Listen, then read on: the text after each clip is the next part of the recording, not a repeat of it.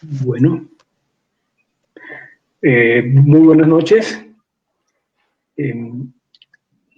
Estamos iniciando la charla entre el Pacífico y las letras. En esta charla queremos hablar de cómo el Pacífico marca las vidas y las letras de nuestras tres invitadas, a quienes voy a presentar dentro de poco, y la relación entre el territorio, entre ese territorio del Pacífico y la escritura. Puede sonar a cliché, pero tengo que reconocer desde mi corazón que me siento honrado de compartir este espacio con las personas con las que vamos a conversar hoy. Porque son personas a quienes aprecio, a quienes admiro, a quienes tengo por quienes profeso gran admiración y porque han aportado desde las letras. El Pacífico para algunos es la costa, para otros son los 4 departamentos lo integran y que tienen costas en ese mar. Es también una cuenca con los ríos que van a ese mar. Y hace algunos años se ha posicionado como el chocobio geográfico, del cual casi todo es el Pacífico. En todas estas comprensiones hay variables. Y a mi modo de ver, el Pacífico es el territorio que está entre la divisoria de aguas de la cordillera occidental y va hasta el mar, con una frontera en Ecuador, hasta la frontera con Panamá y sus traslapes a norte y sur, y esa variable Caribe en la comprensión del atrato.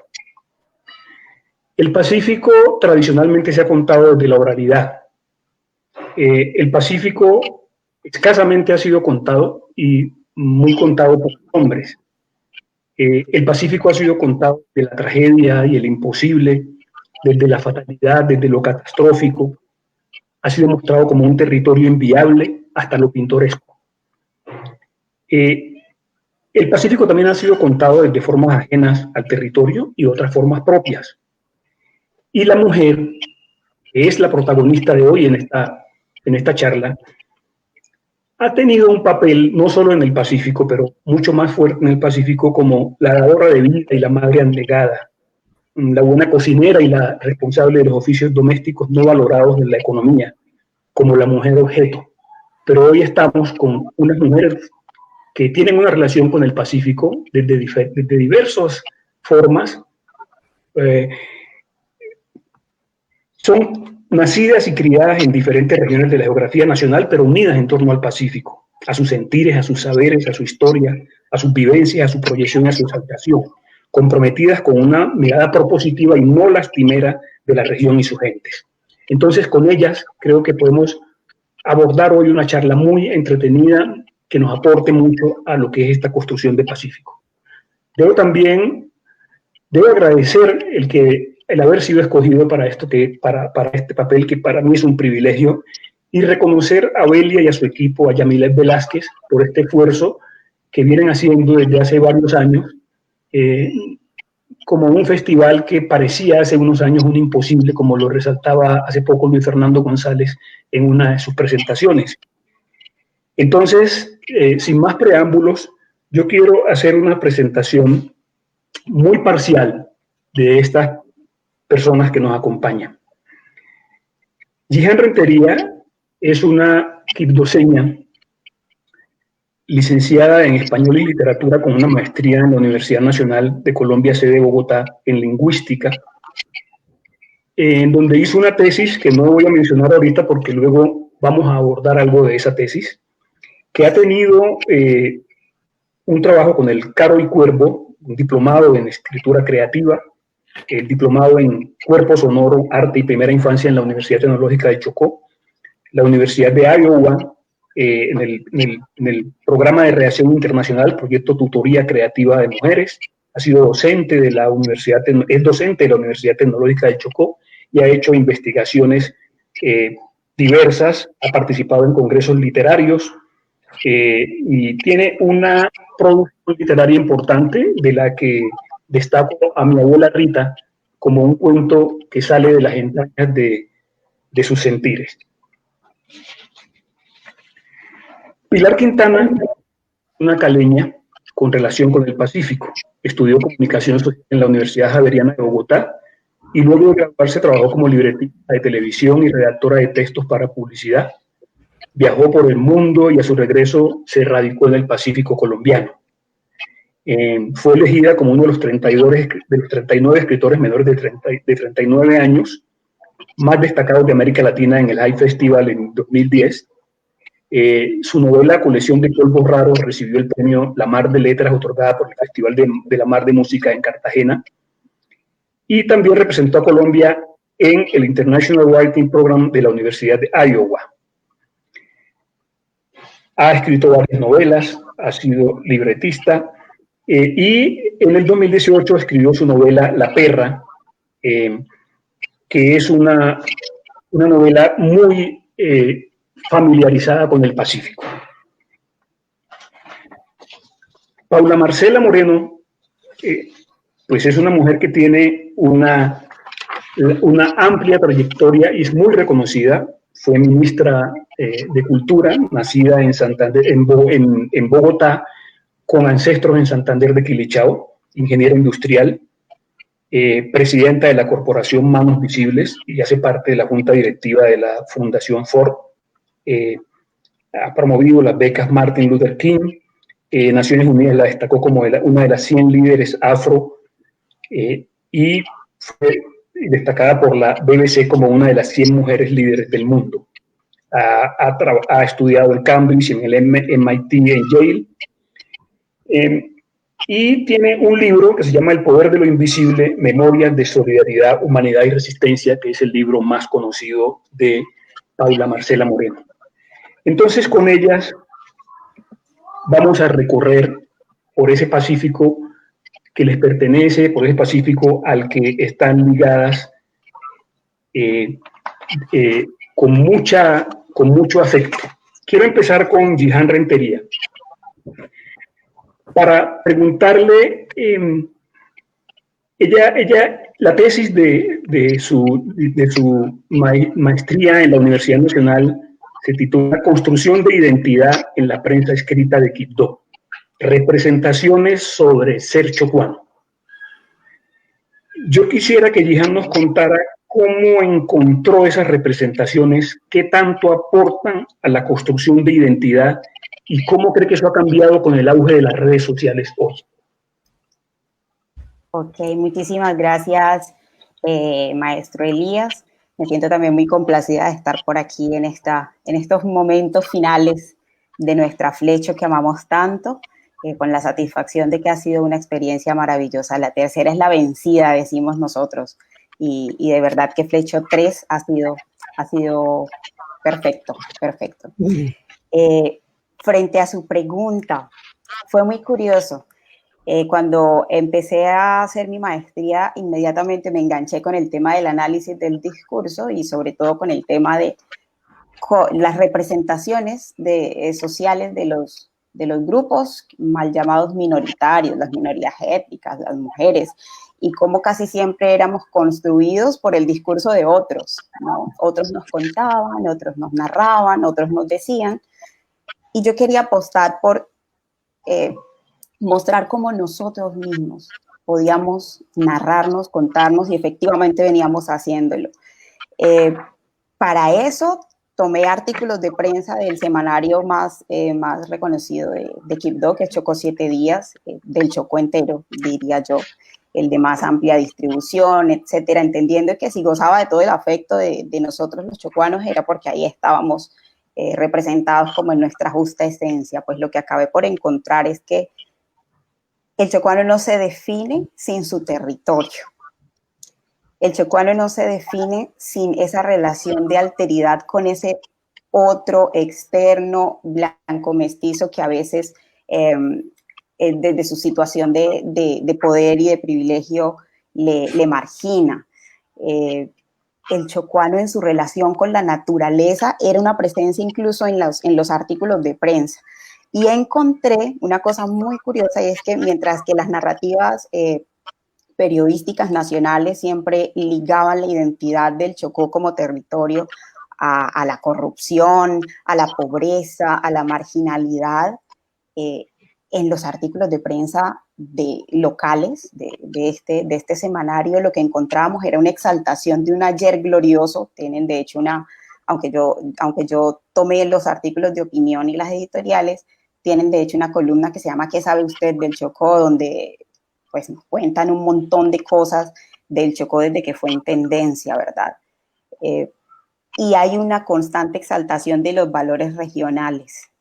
Hay una constante exaltación de cómo nosotros sí sabemos convivir con nuestro entorno, cómo nosotros sí generamos a través de las manifestaciones culturales como la poesía, la música, las composiciones, un arraigo con el territorio, ¿verdad? Entonces eso fue lo que encontré, que los chocuanos, cuando nos decimos a nosotros mismos, nos alejamos un poco de todos estos cajoncitos donde se nos pone hacia afuera. Para mí fue de verdad una cosa muy valiosa, porque en ese momento reafirmé que efectivamente nadie va a contarnos como nosotros. Nadie va a contarnos en nuestra justa medida y en la complejidad de lo que somos si no lo hacemos nosotros. Otra cosa importante que salió de esa investigación fueron las muchas luchas del pueblo chocuano por la igualdad de derechos, por el acceso a derechos que cualquier ciudadano da por sentados y por los que no tiene que pelear, mientras que nosotros arrastrábamos para ese momento, que era 2011, una larga lucha de paros cívicos, de protestas, para reclamar lo que los demás dan por sentado. Así que para mí fue de verdad muy valioso, y ese trabajo influenció mucho mi escritura, en el sentido de que es importante contarse de todos los lenguajes, de la forma en la que uno mismo se ve, y hacerlo con la mejor calidad posible.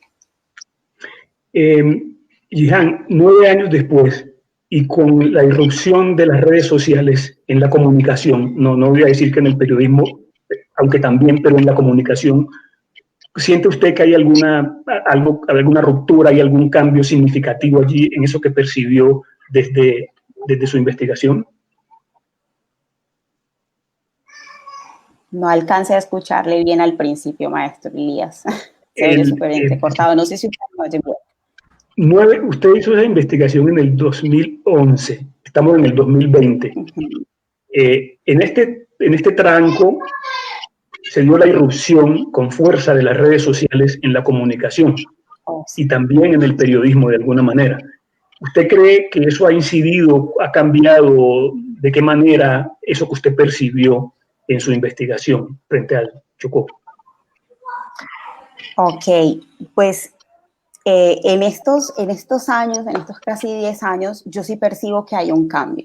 Y hay un cambio porque de alguna manera la generación de jóvenes que se están formando ahora tienen un acceso a la información de la que no gozó la gente de mi generación, por ejemplo. Y ese acceso a la información, esa facilidad de que circule el pensamiento crítico negro, esa facilidad de que se abra el debate político en las redes sociales, aunque a veces parezca muy superficial, pero suele ser una cadena de vínculos que lo va llevando a uno de un lugar a otro a profundizar en ciertos temas, ha desembocado en una nueva generación de jóvenes que, lejos de lo que podría pensarse, que son lights, que son livianos, que no tienen capacidad de análisis, se saben, se reconocen como sujetos negros, y hay una acción política en ellos y en la manera en la que usan las redes sociales para decir: este soy yo, valgo como soy, y me siento orgulloso y valioso de ser como soy. Entonces me ha parecido importante el juego de las redes sociales, el papel que han jugado las redes sociales. Bueno, estas son las redes sociales, estas son las comunicaciones que nos juegan estas pasadas, pero bueno, sigamos y luego estaremos con Jihan.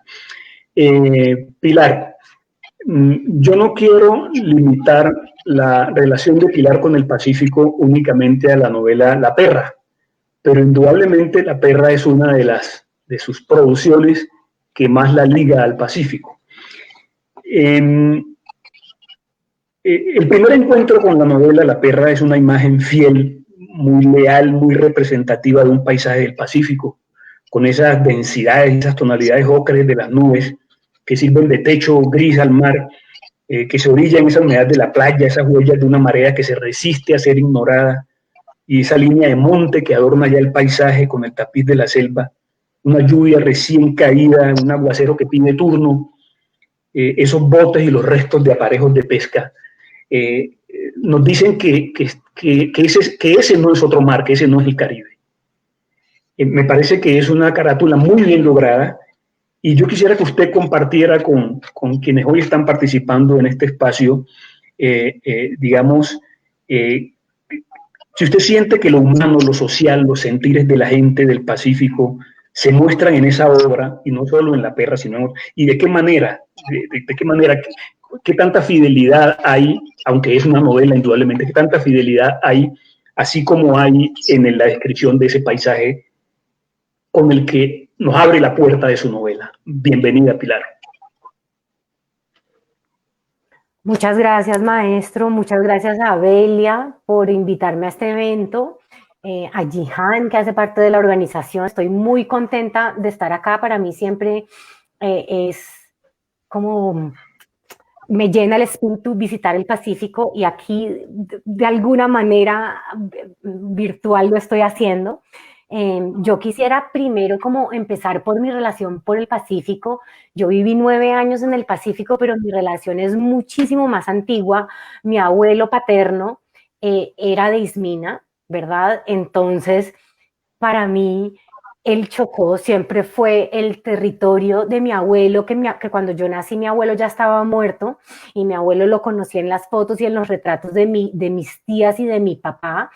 Entonces, pero siempre era como un territorio que hacía parte de la mitología de mi familia, ¿verdad? Luego también hay otra mitología, y es que yo fui concebida en Huanchaco, que yo fui concebida en el Pacífico colombiano. Eso dicen las malas lenguas. Mi mamá y mi papá se ríen cuando uno les pregunta, pero mis tías dicen sí, sí, sí, sí, ¿verdad? Luego, bueno, yo crecí en Cali, entonces Buenaventura estaba muy cerca, y mi familia materna es de la costa atlántica, pero entonces mi primer referente de mar siempre fue la costa atlántica, pero también de chiquita estuve en La Bocana, estuve en Huanchaco y Ladrilleros. Y luego, como en una época de mi vida en la que es en esa época de rompimiento donde uno dice, bueno, ¿cuál es el camino que voy a seguir en mi vida? Y en mi imaginario, yo quería ser escritora, pero yo tenía mi imaginario de libertad, y ese imaginario era el Pacífico. Y para mí irme al Pacífico representaba vivir con libertad, vivir como yo quería vivir. Y ahí fue cuando yo me fui a vivir al Pacífico. Y yo creo, maestro, digamos que cuando ya decidí que iba a escribir una novela que transcurría en el Pacífico, y no solo eso, sino algo que me parece que fue una decisión muy atrevida mía como escritora, y es que mi protagonista no iba a ser una mestiza del interior que llegaba a vivir al Pacífico, sino que yo tomé la decisión de hacer una mujer negra. Entonces yo ahí sentí que yo tenía una responsabilidad muy, muy grande en la mirada que yo iba a tener sobre ese Pacífico, ¿verdad? Yo no podía hablar por las mujeres negras porque yo no lo soy. Sí que podía tener una mirada porque había vivido mucho tiempo, y porque soy mujer, y porque estoy atravesada por muchas de las cosas que nos atraviesan. Pero entonces creo que la responsabilidad era sobre todo porque la Colombia mestiza, por allá están los mellizos haciendo escándalo. Está bien. Y entonces yo me di cuenta yo iba a narrar un territorio que Colombia no mira, que la Colombia mestiza del interior no mira. Yo siento muchas veces que la cordillera occidental funciona como un muro que le permite a Colombia decir, no vamos a mirar ese territorio que está separado de Colombia por la cordillera occidental, ¿verdad? Entonces yo iba a hacer una historia de ficción en un territorio que existe. Yo no lo nombré como Huanchaco y Ladrilleros, pero sí lo nombré como el Pacífico. Entonces creo que ahí yo tenía una responsabilidad de tener una mirada que sirviera para narrarlo, no como se lo mira desde el interior de Colombia, sino quizás como como yo lo viví y como yo lo sentí, ¿verdad? Y eso empezó con la elección de la foto de la tapa. En el diseño, en la editorial, me mostraban unas tapas y yo decía, estas personas no conocen el Pacífico. Me mostraban unos colores de un mar y unos colores de un cielo y unos colores de unas casas, que eso era Providencia o San Andrés o Cartagena, que eso era el Caribe, ¿verdad? Y entonces yo inmediatamente llamé a mi amigo Jorge Hidárraga, que es un fotógrafo de Buenaventura, y yo le dije, yo necesito una foto donde mostremos cómo es el Pacífico realmente. Y creo que pues a eso me dediqué como escritora, a tratar de narrar un territorio que es desconocido, porque Colombia no ha querido mirarlo, a tratar de narrarlo para que las personas que no lo conocen lo conocieran a través de esa mirada que yo pongo ahí, que no es necesariamente una mirada realista, es una mirada pasada por la ficción, y yo elijo nombrar ciertas cosas y otras no, digamos, elijo mostrar el Pacífico más lluvioso porque era lo que me servía para enmarcar la historia. Pero entonces yo quería que el lector, al leer mi novela, se sintiera en el Pacífico colombiano y que sirviera como una entrada a la novela para descubrir el Pacífico. Y quizás es mi Pacífico, es la mirada que yo tengo sobre el Pacífico. Pilar, me parece bastante interesante y yo quiero destacar dos cosas de las que usted mencionaba. Usted decía que la cordillera funciona como un muro. Y así lo presentan, pero es un muro que se rompe cuando se necesita, porque para pasar a Buenaventura, al puerto, se rompió hace mucho rato, pero para otras vías se dice que es muy difícil romperlo.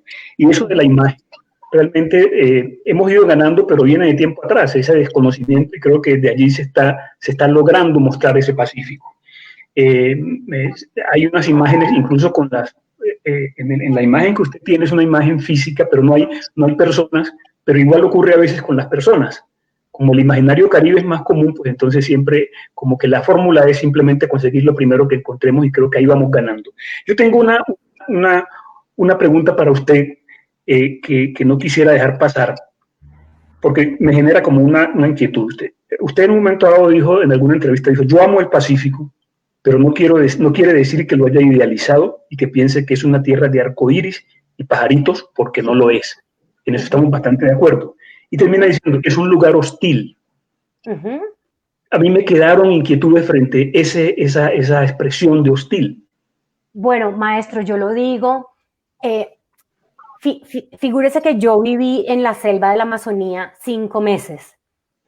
Y en esa selva, yo estaba en un refugio de animales silvestres y llegaban los europeos a trabajar a la selva amazónica, y entonces llegaban y se quitaban los zapatos y se iban caminando a la selva sin botas, y yo les decía, oye, mejor quizás ponerse botas para ir a la selva, y me decían, no, porque Pachamama, y venían con esta visión un poco no, demasiado romántica de la selva, donde ellos iban a llegar a abrazar árbol, a andar descalzos, a entrar en comunicación con la selva, y 3 días después estaban vueltos mierda, llenos de ronchas, con fiebre, con vómito, con diarrea, porque sus cuerpos europeos, pues para ellos este ambiente era hostil, ¿verdad? Y mucha de la gente que iba a visitarme a mi casa pensaba que eso, ¿no? Llegaban como con una idea citadina de que la selva es magnífica y maravillosa, y lo es, pero también es terrible.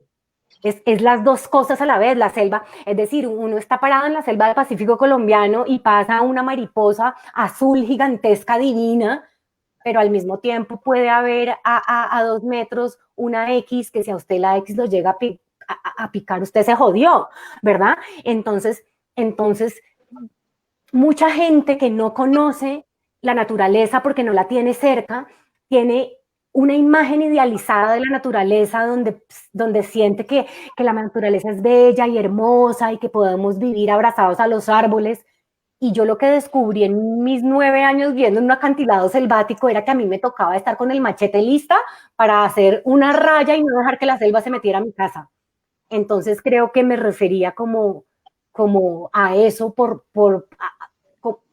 de eso quería hablar cuando quería hablar de la selva, cuando me refería a que la selva era hostil y que el Pacífico es un territorio hostil.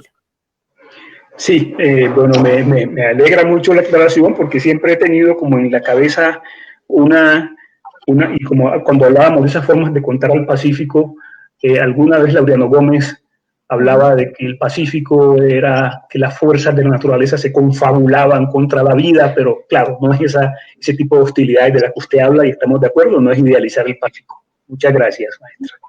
Bueno, para Paula Marcela Moreno tengo el siguiente comentario. Voy a empezar por esta presentación que dice 4 novelas, 3 libros de cuentos, 1 de relatos orales, una antología de poesía femenina, 7 tomos de poesía, 1 obra de teatro y 2 de ensayos integran la Biblioteca de Literatura Afrocolombiana.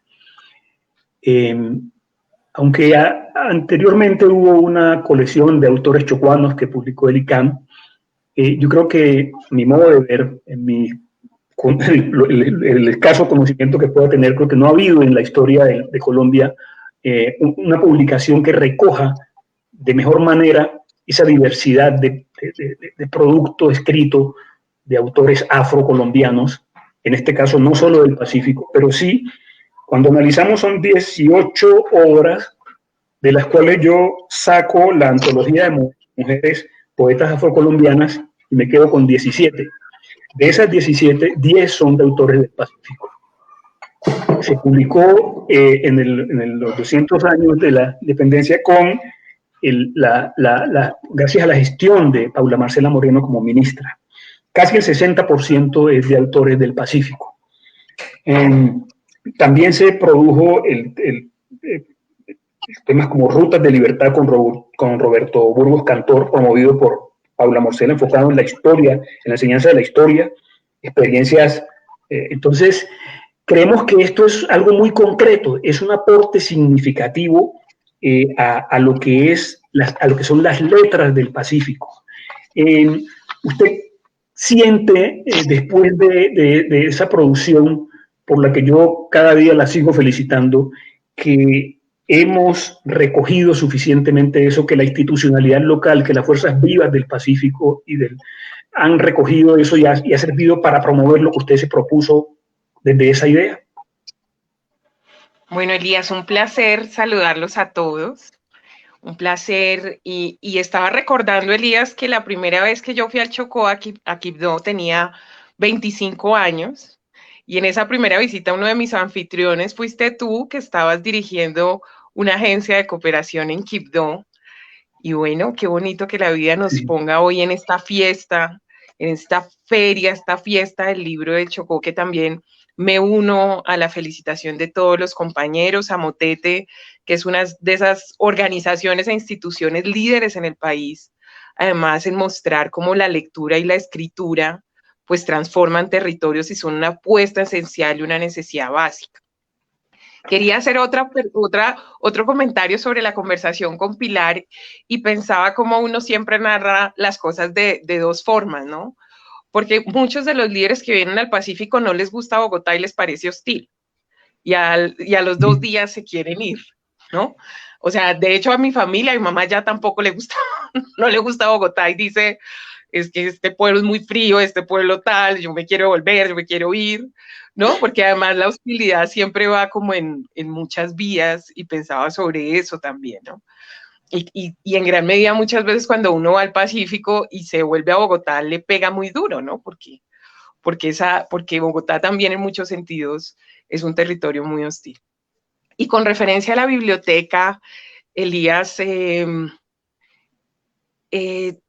cuando se dio el nombramiento con el ministerio, en el Ministerio de Cultura en el 2007, yo siempre tuve claro que una de las tareas que tenía en mi rol histórico era hacer acciones visibles, acciones medibles y cosas que trascendieran, porque sabía muchos de los cuestionamientos que a mí me hicieron era cómo una mujer negra podría hablarle de cultura al país, ¿no? Y yo empecé en cada una de las áreas a decir, como por ejemplo en el Plan Nacional de Lectura y Escritura, ¿qué tanto ustedes tienen autores afrocolombianos en la actualización que hacen de bibliotecas? ¿Qué tanto tenemos eso como un elemento fundamental. Organizamos el año Obeso Artel, organizamos una cantidad de cosas con el equipo, y cuando preparamos la conmemoración del bicentenario, que además coincidía también con el cierre del ministerio, una de las cosas, y yo me había reunido con algunas de las hijas de Manuel Zapata, es que mucha de la obra, y me conocí con Arnoldo Palacios durante esos años, y empecé a ver que muchos de estos grandes escritores no estaban ni en las librerías, no estaban en las bibliotecas, una parte muy importante de sus obras. Pero además para el país no era natural y normal tener escritores negros como referentes. Y yo incluso en el libro cuento que cuando hicimos el año Carrasquilla, todas las instituciones se unieron, y cuando les pedí el año siguiente hacer el año Obeso Artel, la mitad se retiraron porque dijeron que les parecía demasiado, ¿no? Entonces, obviamente, muchos de los escritores y autores afrocolombianos no se encuentran en las librerías, no han sido ampliamente, y yo el otro día en un conversatorio decía, díganmelas hoy en las principales editoriales del país, ¿cuántos escritores y autores negros hay? ¿No? Les decía, díganme las que circulan en las grandes editoriales, y le decía, en Penguin Random House, que estamos Pilar y que estoy yo también, le decía, pues estoy yo, el año pasado publicó Fernando Montaño, pero le dije, no es normal y natural. Y no es porque la gente negra no escriba, no es porque la población afrocolombiana no escriba, sino porque también tenemos un sistema editorial muy cerrado, que si usted mismo no invierte y decide publicarse o mover sus influencias para hacerlo, no va a decir su narración le importa al país. Y así como, y no siempre usted debe tener una narración de otro, sino la propia. ¿Y qué implica cuando uno no se narra? ¿Qué implica cuando uno no se ve? Pues no hay referentes. Y pongo otro ejemplo. Estamos haciendo todo un tema de literatura infantil, y yo le pedí a las editoriales, las más grandes del país, ¿cuántos libros de literatura infantil con personajes afrodescendientes tienen, aunque sea uno pintado? Nada. Entonces, claro, en gran medida, pues dejamos de estar en ese relato nacional. Entonces, ese proyecto que lo dirigió Melba Escobar, y que hizo un trabajo fantástico de armar, además de congregar a un grupo, a diferentes universidades, de hacer un trabajo muy juicioso, pues ese trabajo lo hicimos con todo, pero incluso después de sacarlo me atacaron bastante, que por qué le había invertido tantos recursos y por qué estaba en todas las bibliotecas del país. Porque en nuestro caso a la gente le parece demasiado, ¿no? Entonces, pero 10 años después, 12 años después, pues 10 años después, está en todas las bibliotecas, la gente se ha apropiado, Flecho se ha apropiado, parte de todas estas conversaciones, yo anoche estuve en otra, es parte con esta biblioteca, ya hay reediciones, y ha sido muy importante porque es sin duda la manera en que nos narramos, es sin duda la manera en que podemos encontrar lugares de sentido, es sin duda la manera también donde decimos que no solamente ese cliché de que somos una cultura oral, nosotros siempre hemos también escrito. Ese cliché de que no, es que ustedes son una cultura, no, es que para publicarse casi que toca pagar uno mismo para publicarse, porque en general nuestras narraciones no le importan a mucha gente en este país. Y siempre hay como el tema de, no, pues es que no tienen calidad, pero es que ¿quién escribe? Pero es que ellos no están formados, pero es que siempre hay como ese tema, pero eso no es cierto tampoco, eso no es cierto. Entonces yo, pues no sé si respondí a la pregunta, pero pues estoy muy emocionada y muy contenta de estar acá, y la biblioteca ha sido algo fantástico. Yo creo que, y publicamos la biblioteca afrocolombiana y la biblioteca indígena, y yo siento que este país tiene una sed de comprensión, y si uno no lee, pues no viaja, no conoce, no se acerca, y no entiende el pensamiento del otro, y siempre lo subvalora. Cuando uno lee estos autores del Pacífico, uno dice, hay un pensamiento pacífico, hay un planteamiento, pero como no seguimos publicando esos autores, pues seguimos pensando que en el Pacífico no hay nada, y hay demasiado. Usted, aunque yo no traigo, y como se los dije, un formato estricto, usted de todas maneras me hizo cambiar lo que tenía para la siguiente pregunta. Hay un cliché que a mí me gusta mucho y no por ser tan repetitivo pierde importancia. que es el de un programa de una emisora los domingos, y dice, después que uno lee un libro no vuelve a ser el mismo. Y usted dijo algo también parecido a algo que se piensa, es que dice, el que no lee vive una vida, la suya, y estar atrapado en sí mismo es de una enorme pobreza, da pesar. El que lee vive muchas. Conectado con esa biblioteca, con ese propósito de contar al Pacífico, ¿ustedes creen que hay suficiente literatura, hay la suficiente fuerza narrativa y claridad descriptiva que recoja el Pacífico, que permita vivirlo como esa otra vida, que nos permiten vivir los buenos libros? Esa pregunta para todos. Y, digamos, ¿en qué dimensión consideran ustedes que se ha transformado la literatura escrita en el Pacífico? ¿Quién se lanza? No sé. Yo digo que responda Jihan, que se quedó cortada en la mitad de su exposición. Ay, pero se nos fue. Por favor. Se nos fue. Bueno, entonces ¿Sí? ¿Me lanzo yo? Bueno, yo creo que no, que el Pacífico no está lo suficientemente narrado, ¿verdad? Siempre ha estado en nuestra literatura. También yo creo que de que no esté, no es cierto porque siempre ha estado.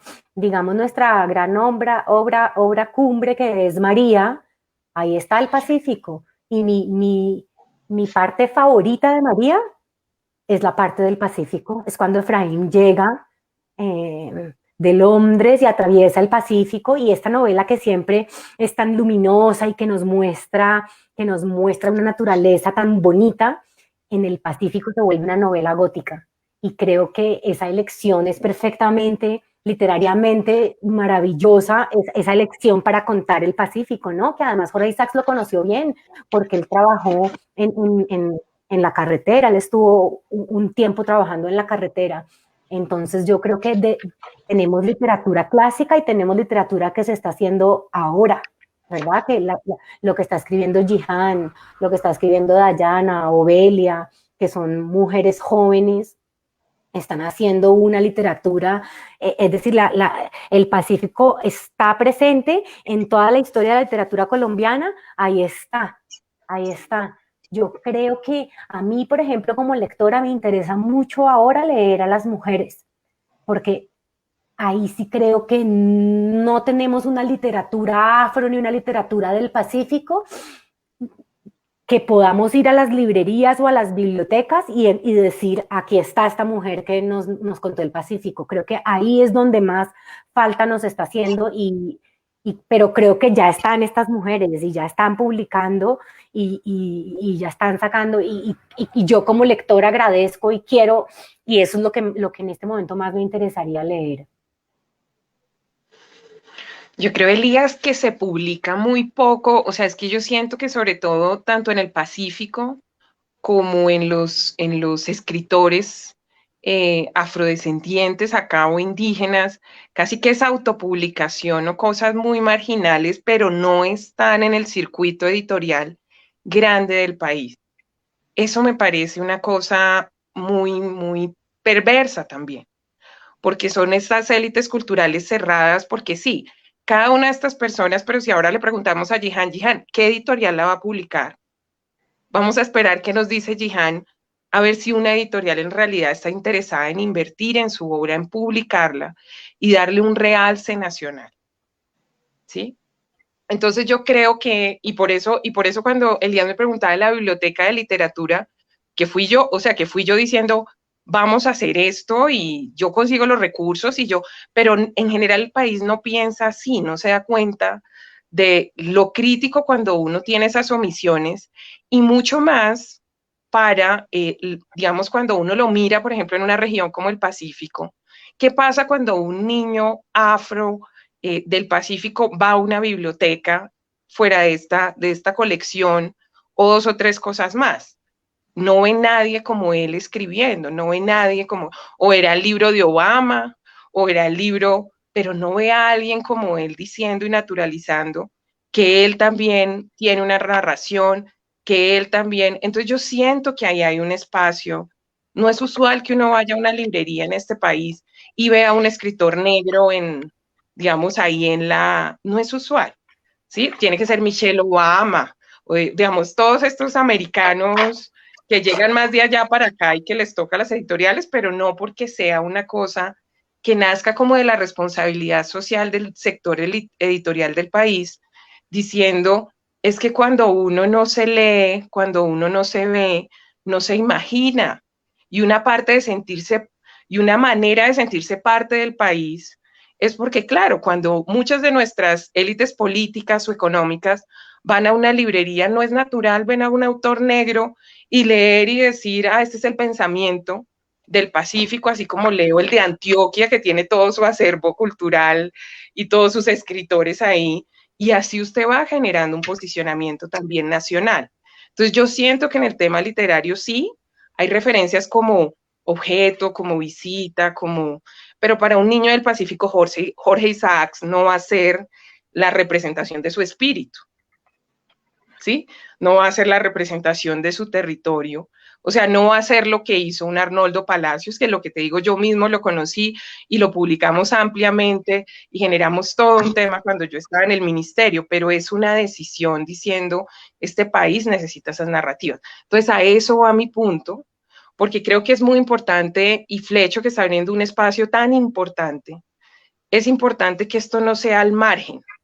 En este país, parte de lo que necesitamos es que las periferias sean el centro, ¿sí? O incluso que ya no existan las periferias y que nosotros dejemos de ser periferias culturales, como esas si alguien fue a visitar y nos narró, entonces ahora sí. No, no, no. Es que debe ser natural que uno le pregunten, oiga, con estas, las principales editoriales del país, ¿cuántos escritores ahora del Pacífico hay? Y que usted pueda decir, es este, su obra es esta, así como puede decir de Cali, de Bogotá, de otros lugares. Entonces, a eso va un poco mi punto. Bueno, Jihan, te estábamos esperando. Sí, para aprovechar a Jihan, ojalá y no se le vaya a cortar. Por favor, Bueno, ¿cuál es la Jihan, pregunta? estábamos tocando el tema de qué tanto y en qué dimensión consideran ustedes que se ha transformado la literatura escrita en el Pacífico. Yo agregaría en qué dimensión se ha dado ese crecimiento y le agregaría si hay conciencia al interior de la región y especialmente de la administración del Estado y las fuerzas vivas de la importancia de estas manifestaciones y de la escritura de las letras como una forma de construcción de región. Bueno, yo soy muy optimista. Yo soy muy optimista y la verdad siento que la institucionalidad, por lo menos en nuestros territorios, está volteando a ver. Está volteando a ver y entendiendo que la forma de decirnos en la literatura, la forma de contarnos en la literatura, definitivamente tiene muchísimo más poder que otras formas que han sido las hegemónicas, como las de hablar duro y exigir en los escenarios públicos, salir a las calles y lanzar las arengas. No digo que esto no sea necesario, pero me parece interesante el hecho de que la institucionalidad se vincule con iniciativas que promuevan las voces propias, ¿verdad? De hecho, Flecho es una prueba de que se empiezan a generar sinergias que apuntan a que las institucionalidades en los territorios miren hacia los lenguajes expresivos como una forma también de construirnos como región, de construirnos como pueblo negro. Cuando Flecho nace, pues no había apoyo de ningún tipo de institución, era como la suma de un montón de voluntades tipo hormiga. Yo quiero apoyar, a mí me parece importante, qué chévere que hagan algo en el Chocó, pero poco a poco ir generando plataformas para que nuestras personas que están en el mundo de la escritura y el arte en general, porque es que tenemos gente que está haciendo cine y que es maravillosa, gente que está haciendo música y que es maravillosa, gente que hace teatro, gente que hace arte con sentido social y que es muy buena, la institucionalidad empieza a ver que estos son los escenarios que de verdad construyen ciudad y región y dice, voy a apoyar, por poner en Flecho un ejemplo. Sin embargo, sí siento, y en esto estoy de acuerdo con Paula, que sigue haciendo falta en el escenario nacional que se inscriban también las voces de los autores y las autoras afrocolombianas. Sigue siendo triste llegar a las librerías y no encontrarnos. Sin embargo, también debo rescatar que hay una apuesta en el mercado de las editoriales y en el mercado como de las librerías, que son de apuesta muy personal, ¿sí? Donde un librero selecciona y decide que va a hacer una oferta importante. Yo conozco una librería que de hecho hace mucho eso, y cuando entro a esa página web, yo siento que otro país es posible, donde sí quepamos todos narrándonos, donde sí quepamos todos contándonos y haciendo literatura de calidad, pero eso no es lo que pasa en la mayoría de las veces. Así que sí siento de verdad que sigue haciendo falta más. Es muy triste tener que decirlo, pero sigue siendo la narrativa de que para el pacífico siempre falta. Así que el trabajo está por hacer. Sin desconocer, claro, lo que hemos avanzado. Bueno, sí, cierto, eso se palpa, se siente, esas nuevas expresiones, esas nuevas realidades. Y yo por ahí veía una entrevista de Paula y decía que ella, cuando iba para el ministerio, que pensaba con el tema del vestido y que si era lo correcto, y ver hoy a los jóvenes que son mucho más libres, que tienen otras formas de representación muy desde ellos, creo que eso es un acto de afirmación. A mí me quedó algo sonando de lo que decía Pilar, en la referencia de María. Indudablemente María es una obra de un autor nacido en Quibdó, decimos, en el Valle no lo aceptan que haya nacido en Quibdó, pero en fin. Pero yo lo que pregunto es, más allá, mi inquietud es, más allá de alguien con capacidad de análisis literario y desde el imaginario nacional lector, ¿María se percibe como una obra del Pacífico o como una obra diferente del amor, de lo romántico, con más referenciada como desde el Valle del Cauca andino? Porque indudablemente incluso el profesor Sergio Mosquera escribió un libro sobre lo afro en María, pero, digamos, a mí me enseñaron María, los profesores me enseñaron María, y en ese momento, buen rato, yo no vi lo afro, lo empecé a ver después. ¿Ustedes sienten que María realmente sí la perciben como eso? O sea, sí, el imaginario... Yo creo que el imaginario, y creo que pasa con María y pasa también con la vorágine, y es como las leemos en el colegio, no tiene nada que ver con la obra que uno lee de adulto, ¿verdad? Cuando yo releí María, me la leí en el colegio y la leímos como una historia de amor romántico. Luego la leí veinteañera y me pareció otra cosa, y la leí hace poco porque escribí un prólogo sobre María y yo dije, bueno, voy a leerla más, como yo no soy literata, pero la leí con ojos de hacer un análisis de la obra y ver qué había ahí, y me encontré con que la parte más interesante es la parte gótica de la novela, y jamás había leído un estudio que hablara de las partes góticas de María, ¿verdad? Sino que solamente la vemos como una obra romántica. Y pasa también un poco en la vorágine, que muchas veces se lee como una historia de amor, la vorágine, ¿verdad?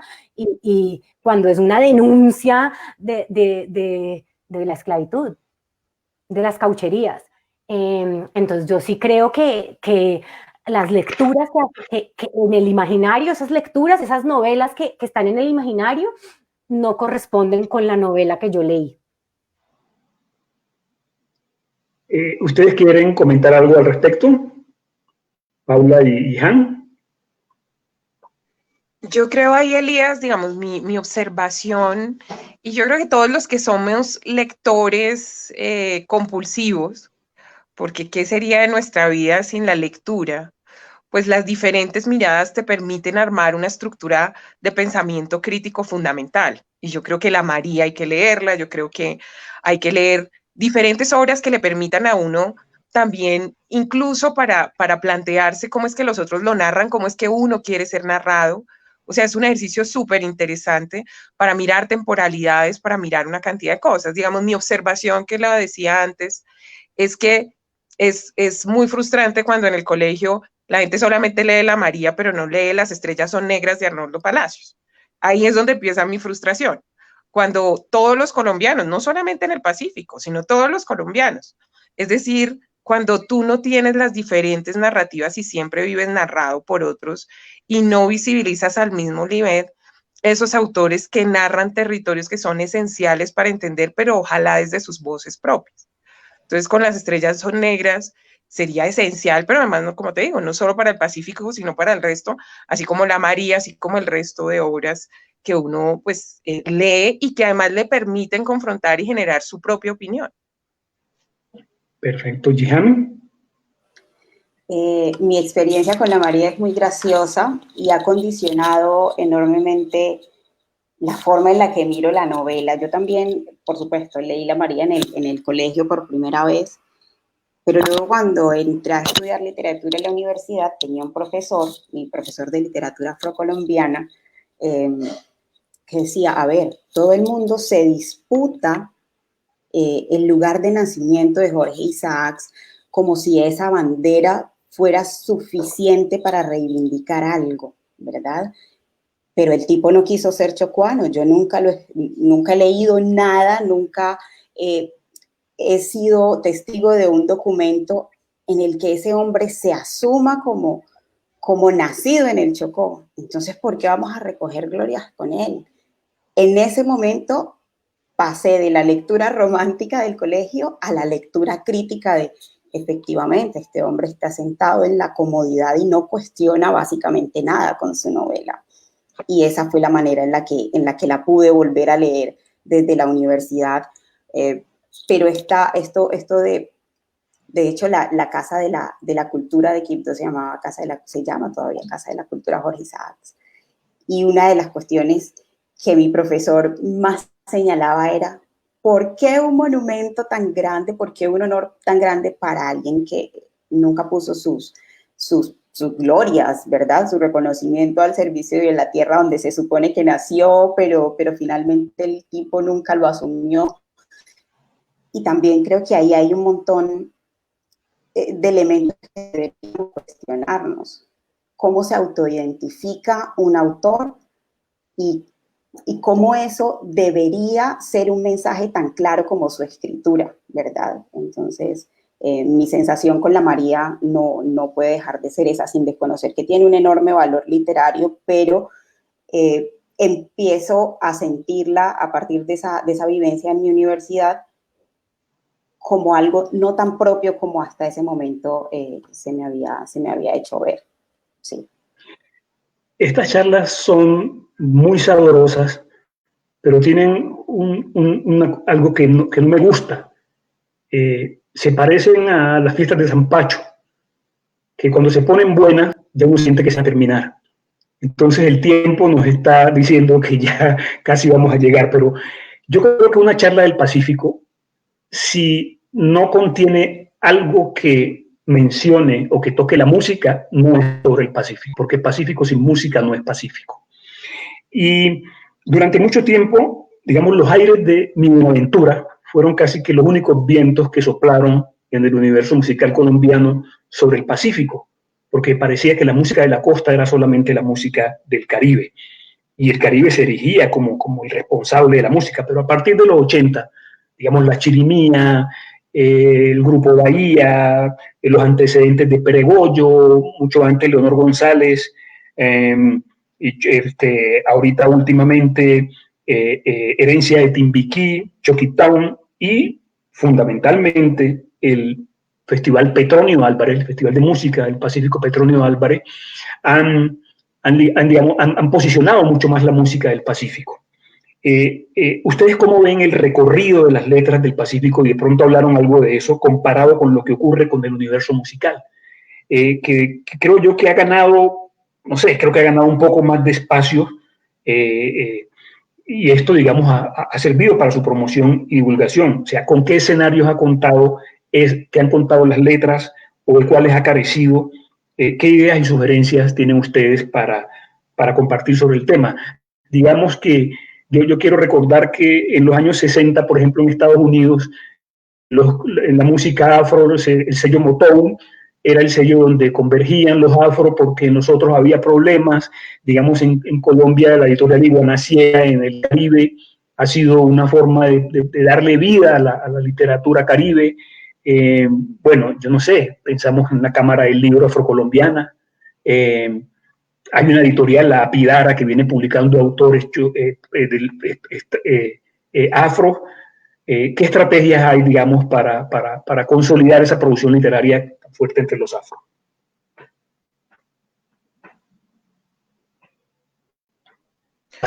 Pues yo creo, digamos, o no sé si de pronto primero mis compañeras, ustedes me dicen. ¿Sí? Perfecto. Entonces, Elías, yo creo que nos falta casi que todo, y voy a decir por qué. Por muchas razones. Primero, porque en la mayoría, por ejemplo, de municipios, y lo voy a entrar desde el tema educativo porque me parece clave, nosotros hacemos en Manos Visibles análisis de las pruebas saber. Los indicadores de lectoescritura en el Pacífico son absolutamente bajos y tienen una incidencia muy fuerte en la falta de acceso a educación superior. Y todo el tema de eso empezamos a ver, bueno, eso de dónde surge. Obviamente no tenemos una región, por ejemplo, en el caso del Pacífico, donde no hay librerías. En Tumaco las 3 bibliotecas están cerradas y llevan cerradas más de un año, que estamos tratando de hacer gestiones con la alcaldesa. En las zonas rurales es bastante limitado. O sea, Buenaventura y Quibdó, que tienen, por ejemplo, estas bibliotecas del Banco de la República, y en el caso de Quibdó, que tiene la otra, la Biblioteca Arnoldo Palacio, la que está al frente del aeropuerto. Pero eso no es la regla en la mayoría de nuestros municipios. Y nuestros niños y jóvenes, nosotros hicimos un balance de bibliotecas escolares y casi que no tenemos. Entonces, ¿desde dónde la gente se acerca a la lectoescritura si hay un acceso tan limitado al libro y hay un ecosistema todavía tan frágil y hay todavía, digamos, yo realicé un ejercicio, conseguimos una donación y, por ejemplo, el libro que yo publiqué lo llevamos, compramos 5,000 libros y nos fuimos a colegios del Pacífico. Para la mayoría de niños era el primer libro al que tenía propio. ¿Sí? Era el primer libro propio. Bueno.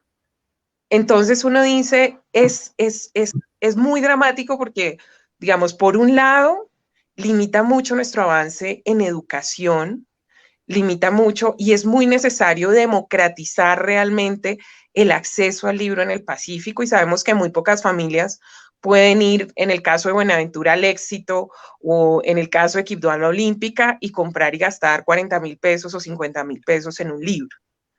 Y todos los que somos lectores sabemos que el libro en físico es esencial para generar todo este proceso, pero además eso está ligado, y por eso arranco con el tema educativo, porque no es solamente, digamos, desde incubar liderazgos, desde la lectura crítica que necesitamos como ciudadanía para transformar tantas cosas que hacen falta en el Pacífico, sino porque eso también está bloqueando y generando una desigualdad educativa inmensa en nuestra región, y es un tema urgente.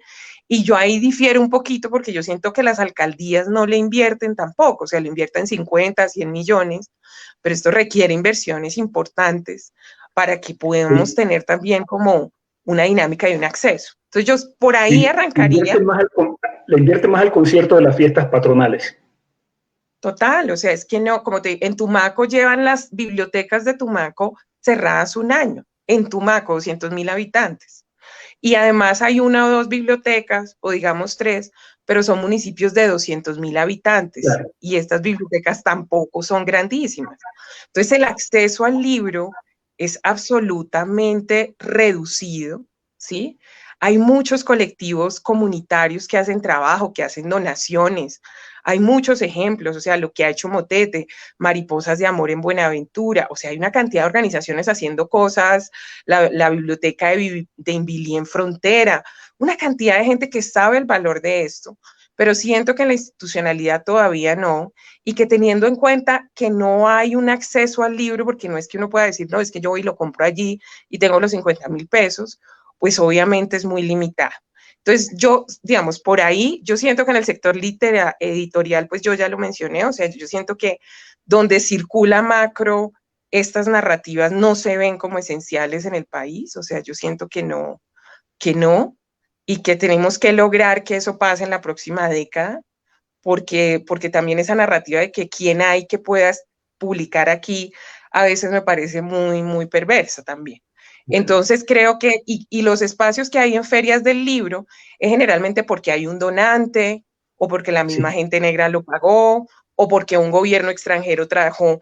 Nosotros ahorita incluso estamos trayendo a un escritor internacional, pero cierro con esto, Elías. Cuando vino Chimamanda, estuvimos un grupo de escritoras negras, que éramos 10 en un auditorio de 500 o 1.000 o 2.000 personas, en el Hay Festival, pero porque se hizo toda una tarea con el Ministerio de Cultura para estar ahí, porque si no, no hubiera ningún negro cuando vino Chimamanda, o sea, si no, no habría ningún negro o un gringo o algo, pero nadie de aquí.